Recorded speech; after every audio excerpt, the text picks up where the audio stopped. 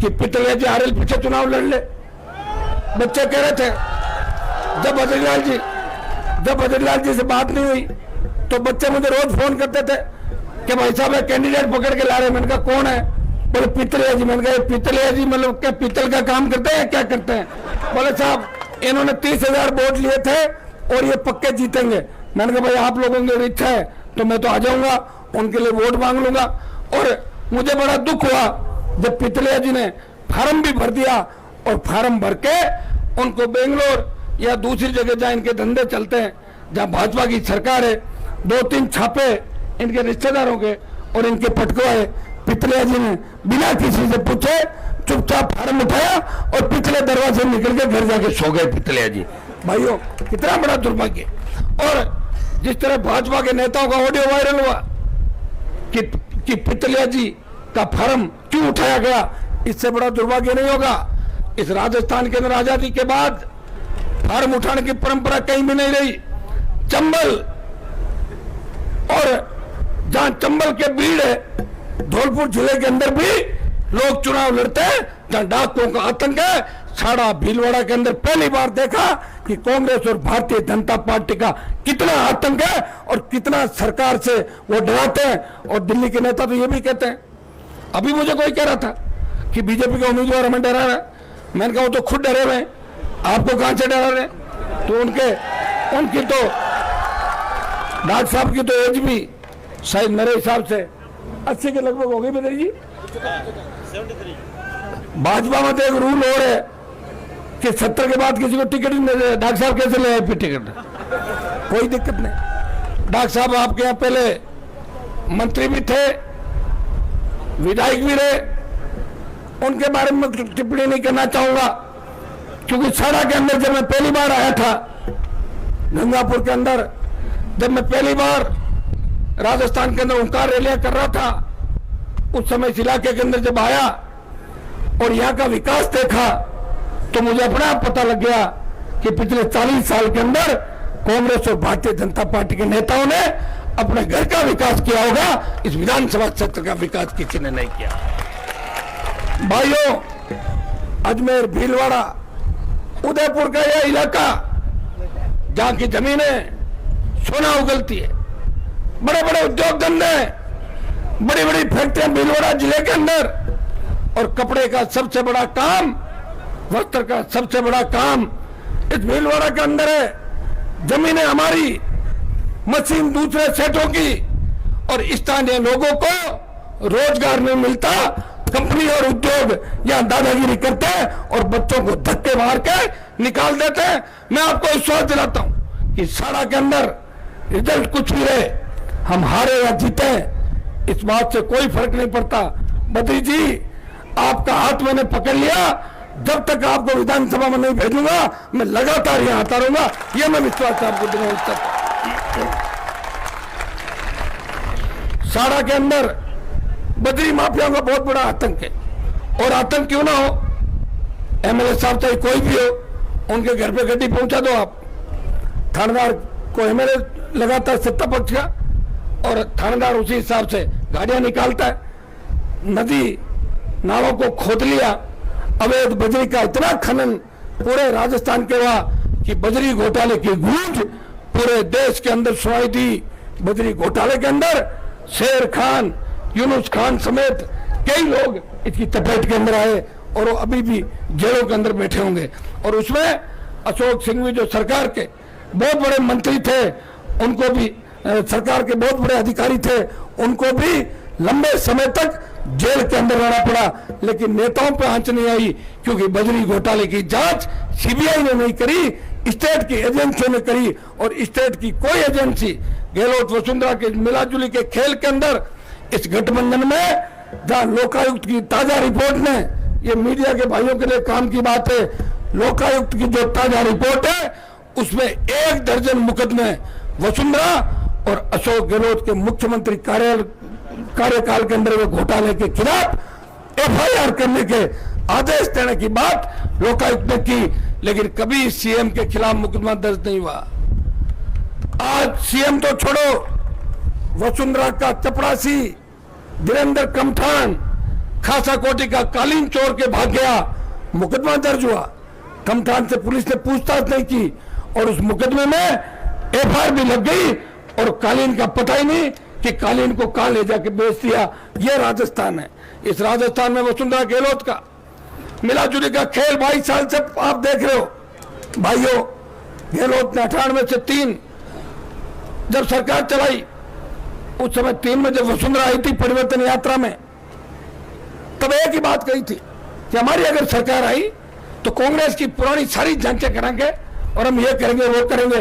वो चीज तो भूल गए, गहलोत से हाथ मिला लिया और 3 से 8 के अंदर सबसे ज्यादा जमीन के घोटाले अगर देश के अंदर हुए तो राजस्थान के अंदर सबसे ज्यादा जमीन के घोटाले हुए, जिसमें प्रताप सिंह भी जो नगरीय विकास मंत्री था, वो तो मुझे पिछली बार कहता था, मेरे साथ विधायक था, जब उसको मंत्री नहीं बनाया तब कहता था हनुमान जी मैं तो खामों का बदनाम हो गया, मेरे पास तो 10% आता था, 90% तो मैडम सीधा ही ले लेती थी लोगों से। उसके बाद 8 के अंदर गहलोत आए वापिस, तब गहलोत ने कहा कि मेरी सरकार बनेगी, मैं आयोग बनाऊंगा, आमेर की हवेलियों से लेके राजस्थान के अंदर जहां जहां भी भ्रष्टाचार हुआ उनकी जांच करा के भारतीय जनता पार्टी के नेताओं को जेल के अंदर डालूंगा। भाइयों, सरकार गहलोत की आई, माथुर आयोग बना और माथुर आयोग बनने के बाद चालू भी नहीं हुआ और सुप्रीम कोर्ट ने इंक्वायरी एक्ट की बात बता के माथुर आयोग को रद्द कर दिया कि माथुर आयोग की गलत बना है। कितनी बड़ी बात हो गई। और 13 के अंदर फिर वसुंधरा जी वापिस आई और 18 में गहलोत ने वही बात वापिस कही कि अब की बात सरकार आने दो, मैं जांच करा दूंगा। जांच तो छोड़ो, सुप्रीम कोर्ट ने कहा कि वसुंधरा का बंगला खाली कराओ। अशोक गहलोत बोला नहीं, मैडम के बिना मेरा मन नहीं लगता, मैं सामने रखूंगा इसको। और अपने सामने वाला बंगला एक नया कानून बना दिया सुप्रीम कोर्ट के खिलाफ, वसुंधरा जी नहीं जाएगी, ये तो यही रहेगी। मुझे लग रहा है दोनों यूनिवर्सिटी कॉलेज के अंदर या तो साथ पढ़ते होंगे कहीं कहीं, बाकी इतने प्रीत तो कौन निभाता अपनों के लिए। और अब जब गहलोत की सरकार गिर रही थी, तब गहलोत की सरकार अगर किसी ने बचाई तो वसुंधरा ने 20 विधायक अशोक गहलोत को देके उनकी डूबती हुई नाव को किनारे तक लगाया था। ये पूरा देश जानता है, पूरा राजस्थान जानता है। भाइयों, छाड़ा विधानसभा क्षेत्र के उपचुनाव के अंदर एक ही संदेश आपको देना है, कांग्रेस अगर जीतती है तो मैसेज जाएगा, धन बल और सत्ता के बल पे कांग्रेस जीत गई, पुलिस वाले भी श्रेय ले लेंगे। हमने साहब, आईजी साहब, डीजी साहब, हमने आपको इतने वोट नहीं पड़ने दिए, बीजेपी आरएलपी के डीजे जब्त कर लिए, गाड़ियों को रोक लिया और वोट रोक लिए। ये भी अपनी पीठ थपथपाने के लिए जाएंगे। और अगर बीजेपी जीती तो ये मैसेज जाएगा कि किसान आंदोलन का राजस्थान में कोई असर नहीं है। किसान आंदोलन के लिए आपके भाई ने पड़ोसी हुई थाली को ठोकर मारी। देश में जब बात चली कि राजस्थान का किसान इन कृषि बिलों के खिलाफ जो आंदोलन चल रहा है उस आंदोलन में साथ नहीं है। भाइयों, एमपी तो राजस्थान के अंदर 24 और है, किसी ने किसान बिलों के खिलाफ बोला भी नहीं होगा। और मैं तो मोदी जी के और गृह मंत्री जी के नजदीक भी था, लेकिन जब आपके चेहरे मुरझाए हुए देखे, जब किसानों के चेहरे पे चिंता की लकीरें देखी, तब हनुमान बेनीवाल बोला आप मेरे से क्या चाहते हो। कहा कि आप जयपुर से दिल्ली का हाईवे जाम कर दो। किसान नेताओं ने बोला अपने आप मोदी जी मान जाएंगे। एक बार 15,000 लोग लेके गया, शाहजहांपुर बॉर्डर को जाम किया और दूसरी बार 1 लाख संख्या के अंदर शाहजहांपुर बॉर्डर की तरफ गया। और भाइयों, एनडीए को ठोकर मारी। जिस तरह बच्चा फुटबॉल को किक मारता है, मैंने एनडीए को किक मार के किसानों के साथ सड़क पर बैठ गया। सत्ता को ठोकर मारने का उदाहरण देश में 2 व्यक्तियों ने दिया, या तो अकाली दल की नेता ने इस्तीफा दिया या हनुमान बेनीवाल ने लोकसभा की कमेटियों और एनडीए को ठोकर मारी। मंत्री तो मैं था नहीं, अगर होता तो मंत्री पद भी छोड़ता। मेरे पास तो लोकसभा की कमेटियां थी और एनडीए था, उसको धक्का दे दिया मैंने और आपके लिए सड़क पे आ गया। ट्रैक्टर चला के भी दिल्ली तक लेके गया। मैं धन्यवाद दूंगा मेरी सारी टीम जो शाहजहांपुर बॉर्डर पे देश का एकमात्र सांसद था। लोग तो बयान देते थे, अकाली दल ने भी इस्तीफा दिया था। सड़क पे अकाली दल वाले नहीं बैठे एमपी, सड़क पे तो एक ही व्यक्ति बैठा था। जब आपके दूसरे नेता दो दो रजाई ओढ़ के ठंड के अंदर सोते थे, उस वक्त आपका ये भाई अपने परिवार से दूर 500 किलोमीटर दूर शाहजहांपुर बॉर्डर पे किसानों के मान और सम्मान की लड़ाई लड़ रहा था। पूरे देश के अंदर बात चली कि हिंदुस्तान की राजनीति के अंदर दो ही मजबूत व्यक्ति है, एक तो अकाली दल जिन्होंने एनडीए को ठोकर मारी, और एक राष्ट्रीय लोकतांत्रिक पार्टी जो राजस्थान के किसी किसान के बेटे ने बनाई है, वो मोदी जी के पद को ठुकरा के अपने भाइयों के साथ चला गया। भाइयों, जब देश के अंदर मैंने राजस्थान का मान और सम्मान बढ़ाया, तो साड़ा के अंदर हाथ जोड़कर अपील करता हूं, हनुमान बेनीवाल को मजबूत करना, कांग्रेस और भारतीय जनता पार्टी को पछाड़ देना, यह काम अगर आप करोगे तो निश्चित रूप से संदेश दिल्ली तक जाएगा, यह मुझे पूरा भरोसा है। और बीजेपी कांग्रेस जीत गई, संदेश कहीं भी नहीं जाएगा। एक मैसेज ये जाएगा कि राजस्थान में तीसरी ताकत खड़ी नहीं हो सकती। सुजानगढ़ की सीट तो राष्ट्रीय लोकतांत्रिक पार्टी के खाते में आ चुकी है, उसकी चिंता आप छोड़ दो।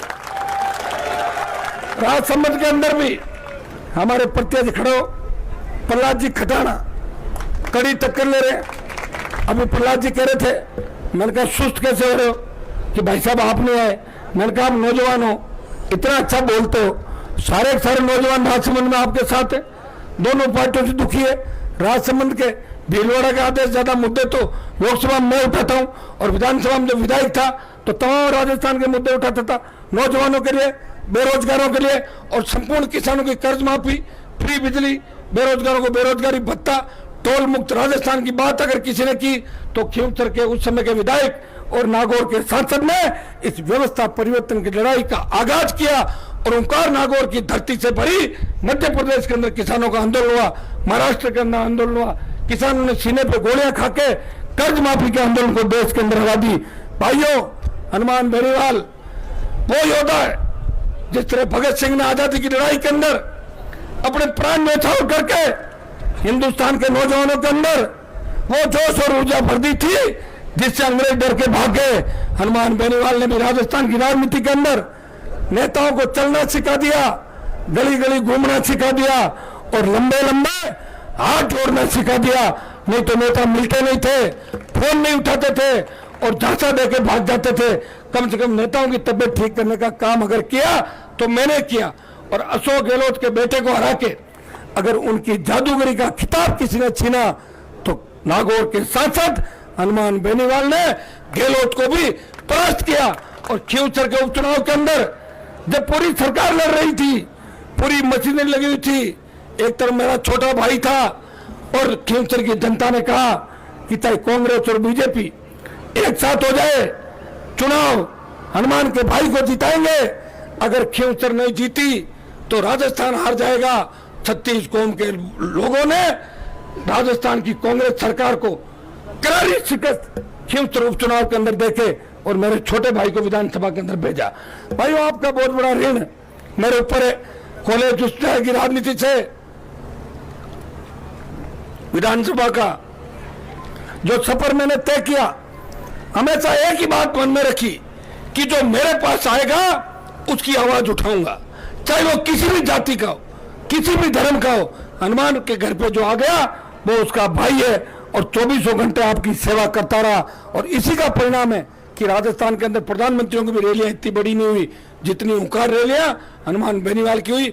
और मैं बड़ी रैलियां भीलवाड़ा, चित्तौड़ और इन जिलों में भी करूंगा।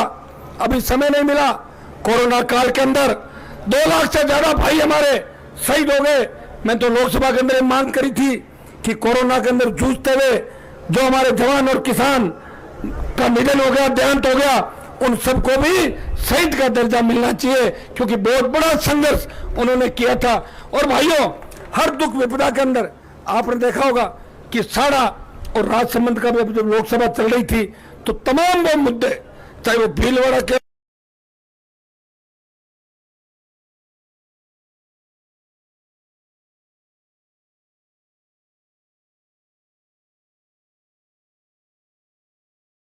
संख्या लेके एक कोने के अंदर बैठी थी, कांग्रेस जब भी वसुंधरा विधानसभा में आती तो पैर छूने के लिए भागते थे।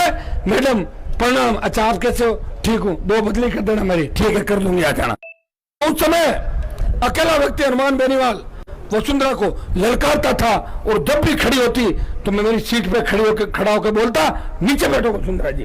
तो कहती इनको बाहर निकालो। मैंने कहा निकाल दो, क्या फर्क पड़ता है। 5 बार निलंबित हुआ और 40 बार राजस्थान की विधानसभा से मार्शलों ने मुझे उठा के बाहर निकाला, लेकिन मेरा कोई रंग काला नहीं पड़ गया उसे। मैं आपके लिए लड़ता रहा और हिंदुस्तान की सबसे बड़ी पंचायत के अंदर जब मैं एनडीए के साथ बैठा तो मैं सत्ता के साथ था। मेरा मन वहां कम लगता था। जैसे विपक्ष के लोग नारे लगाने आते मैं कई बार मेरी सीट से उठ जाता, फिर मुझे याद आता मैं तो एनडीए में हूं, अभी तो नारे नहीं लगाऊंगा। फिर एक किसान बिल आए और मेरी वो इच्छा भी पूरी हुई।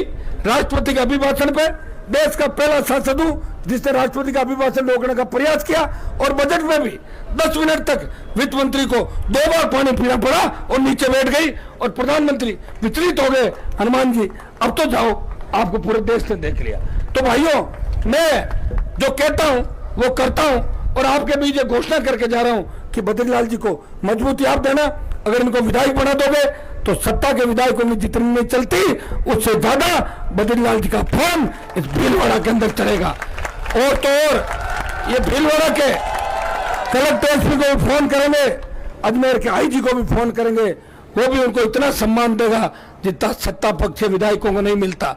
और बद्री जी अगर हार भी जाते हैं तो भी ये मेवाड़ के स्थापित नेता हो जाएंगे, यह भी तय है। इतना प्यार प्रेम और आशीर्वाद जो आपने बद्री जी को दिया है, ये तो तय हो गया कि भारतीय जनता पार्टी तो 3रे नंबर में चली गई। यहां पे मुख्य मुकाबला कांग्रेस और राष्ट्रीय लोकतांत्रिक पार्टी का। अभी गाड़ी में मैं आ रहा था, एक बड़े किसान नेता का टेलीफोन आया कि आपके अशोक गहलोत से सेटिंग हो गई क्या? मैंने कहा क्या हो गया, कैसे? कि आप चुनाव लड़ा रहे हो ना?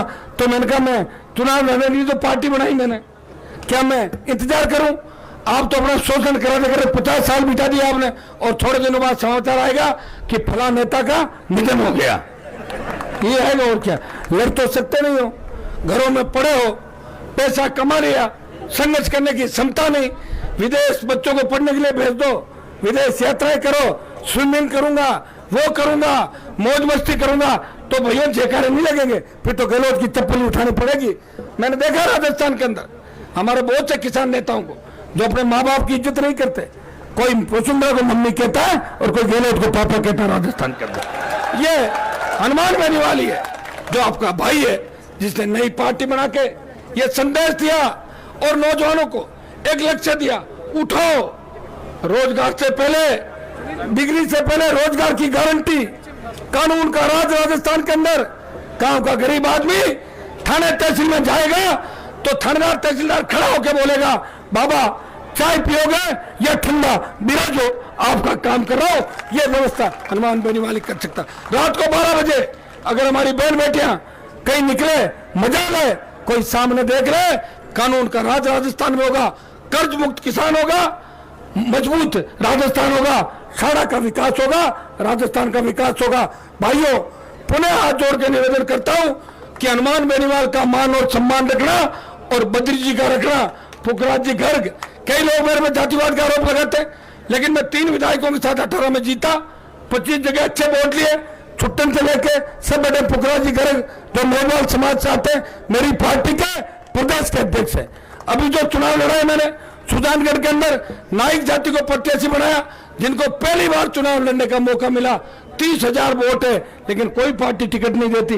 प्रहलाद खटाना जो राजसमंद से चुनाव लड़ रहे नौजवान है, गुर्जर समाज से आते हैं। भाइयों, हनुमान बेनीवाल ने तमाम जातियों में ध्यान रखा और आगे भी भरोसा दिलाता हूं कि साड़ा के अंदर अगर मेरे प्रत्याशी चुनाव लड़ रहे हैं, ये समझ लो मैं खुद साड़ा के अंदर चुनाव लड़ रहा हूं। ये वोट बद्री जी के साथ साथ आप हनुमान बेनीवाल को भी दे रहे हो। साड़ा के अंदर गुर्जर समाज की भी बहुत बड़ी संख्या है।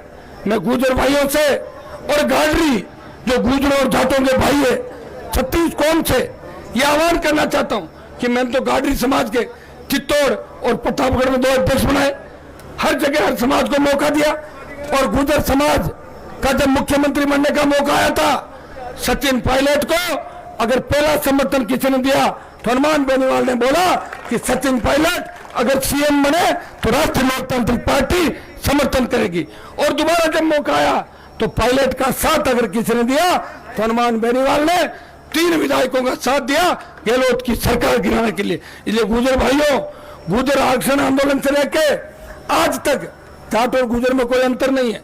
वो भी तेजाजी की जय बोलते हैं और हम भी बोलते हैं और मोशियाई भाई हैं दोनों, और गाडरी हमारे भाई हैं, और 36 कौम, शेड्यूल कास्ट और जितनी भी जातियां, तमाम जातियों से मैं आह्वान करता हूं कि चुनाव के अंदर एक चीज का ध्यान रखना, कौन किस वक्त किसके काम आया। अगर इतना सा ध्यान रख दोगे तो बद्री जी चुनाव जीत जाएंगे। मैं आप सबको धन्यवाद देता हूं कि 5 घंटे से तपती धूप के अंदर आके आपने आशीर्वाद दिया। आप मेरा भी मन है, अशोक गहलोत हेलीकॉप्टर लेके आए, गहलोत ने हेलीकॉप्टर घुमा दिया तो आरएलपी पीछे कैसे रहेगी, लेकिन मेरे से जुगाड़ नहीं हो पा रहा हेलीकॉप्टर का। तो भाइयों, मैं कोशिश कर रहा हूं कि एक दिन 2-3 सभाएं शाणा के अंदर हेलीकॉप्टर लेकर के जगह जगह हेलीकॉप्टर उतार के जिस तरह सर्जिकल स्ट्राइक हुआ था उसी तरह वोटों का सर्जिकल स्ट्राइक करेंगे। ये काम जल्दी हम आगे की तारीख आप देंगे।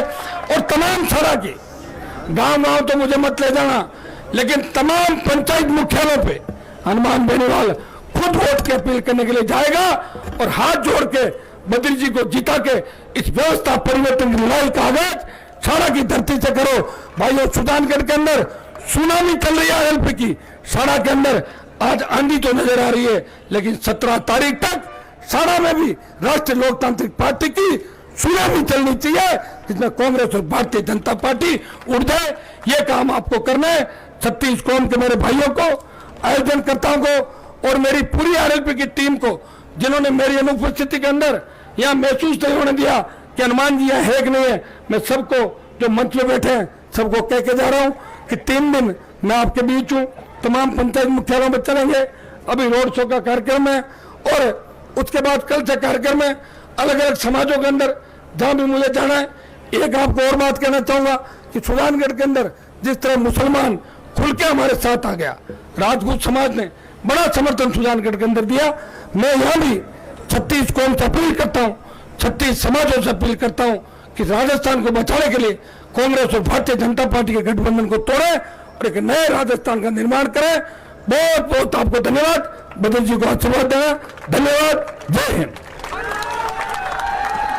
हनुमान बेनीवाल जिंदाबाद, हनुमान बेनीवाल जिंदाबाद, राष्ट्रीय लोकतांत्रिक पार्टी जिंदाबाद। सारे लोगों से निवेदन है कि वीसी चल रही है, भाई साहब 5 मिनट थोड़ा शांति से रहें।